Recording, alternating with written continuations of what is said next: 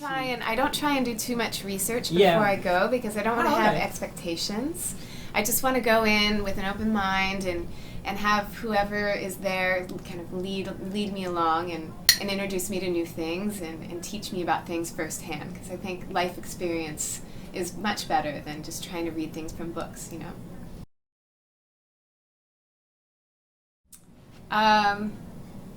Well, me personally, I've got a lot of responses from Filipinos, especially on Facebook and Instagram. Just a lot of great reaction to the first two seasons of Ride and Seek, and so they keep come to the Philippines, come to the Philippines. And I reached out and I've said, okay, you know, everybody out there in the Philippines, what kind of bike do you ride and where do you ride it?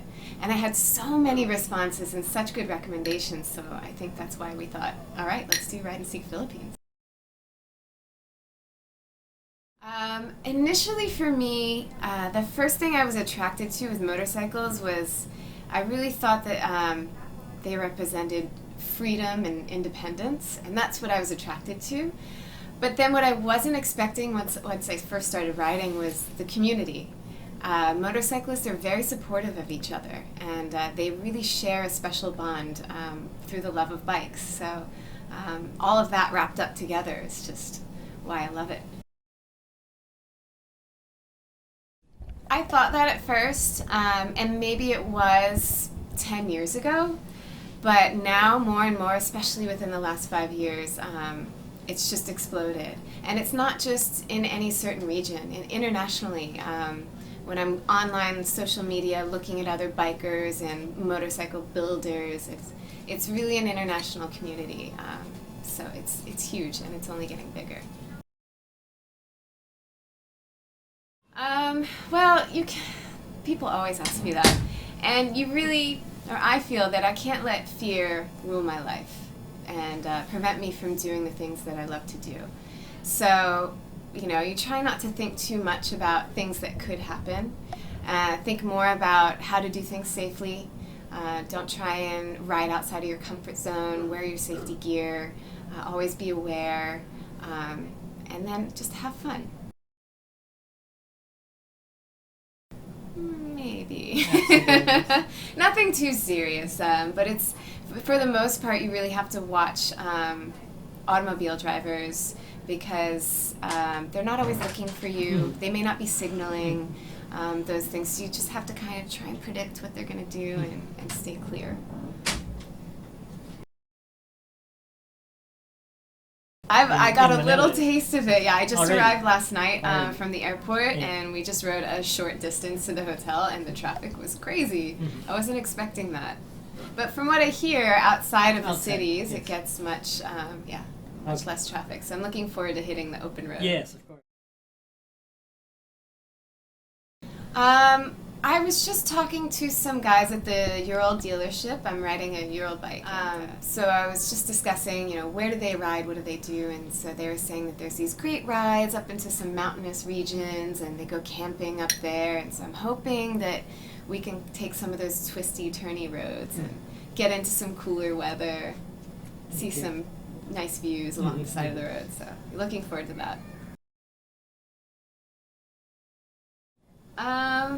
I think the strangest thing for me was, and the most unique experience was when I was shooting last season, Ride and Seek 2, and we were riding this 29-kilometer dirt road to the base of a jungle in the base of a volcano, the Maya Basin.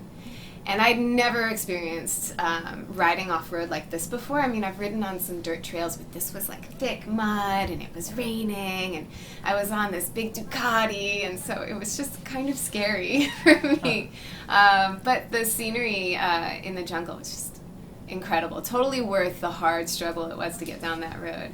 And then just seeing all kinds of tropical wildlife. And from what I learned, that basin has not even fully been explored yet. It's just kind of a mystery, so that was really cool. I do love all kinds of bikes. I love Harleys. Harleys are American-made, big machines, powerful, but you know, for different roads, different terrains, there's different kinds of bikes. So you have to kind of be flexible there. current favorite bikes. I'm really lately into classic style bikes. So the Ural is a very classic style. Love that. Royal Enfield, Triumph, all of these like really old school bikes, vintage bikes. Of my own? Yeah. I have one actually. It's on my side, you can't see it, but it's a portrait of my dog. He passed away 2 years ago. He was old, he had a long, good life, and I'd had him since he was 8 weeks old, so it broke my heart. But now I have a little picture of him on my side, so he'll always be close to my heart. No, hopefully I never will. Over. Yes, you have to make it easy to unroll. That's the strangest question I've ever had. Okay. Oh no, you are so terrible. Okay. ANTIHISTAMINE. Yes. Now you're scaring me. It's like from one end to another.